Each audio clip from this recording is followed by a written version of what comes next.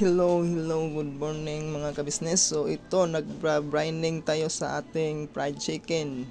So mga 10 kilo to mga kabisnes. So ito, binabrining natin for 1 hour to 2 hours. Pero mas better siya kung mas mahaba-haba yung ating pag-brining ng ating fried chicken. Pero take note lang mga kabisnes. So dapat kung nagba-brining kayo ng mahaba-haba na oras sa ating fried chicken, dapat tama yung kanyang temperatures na tamang lamig ang dapat talaga para hindi siya masisira ang ating manok. So kailangan talaga malamig ang ating manok kung magba-brining tayo ng mahaba-haba na oras. Pero sa akin mga business, nasa 1 hour to 2 hours lang ako nagba-brining mga business at sasalang ko na kaagad.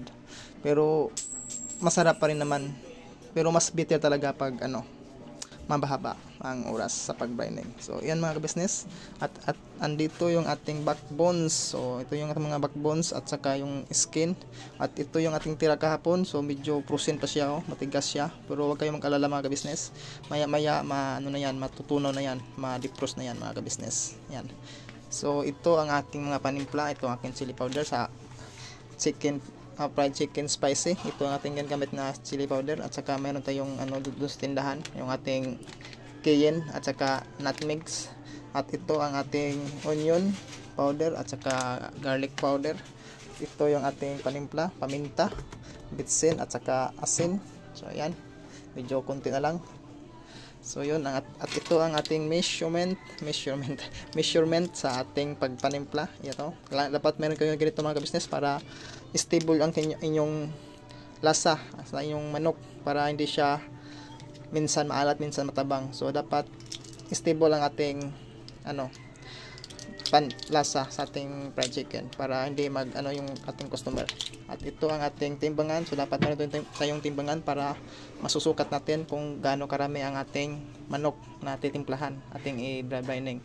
So dapat ang timplada ko mga business,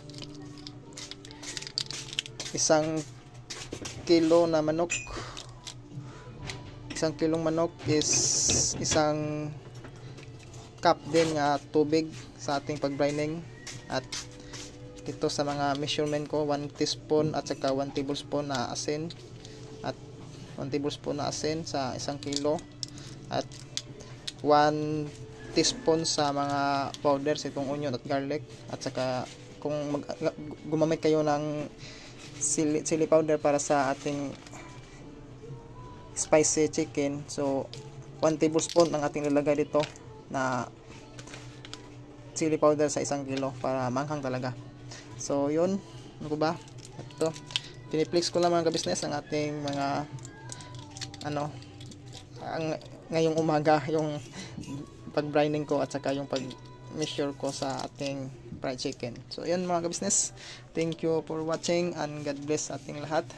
Sana ay magtagumpay tayo sa ating kunting negosyo. So yun na po. At unang-una, huwag natin kalimutang magpasalamat sa taas kung negative man o positive ang ating nangyayari sa araw na to. So magpasalamat pa rin tayo sa Panginoon kasi siya ang may gawa ng lahat at siya ang may alam ng lahat ng pwedeng mangyayari. Siya ang may plano.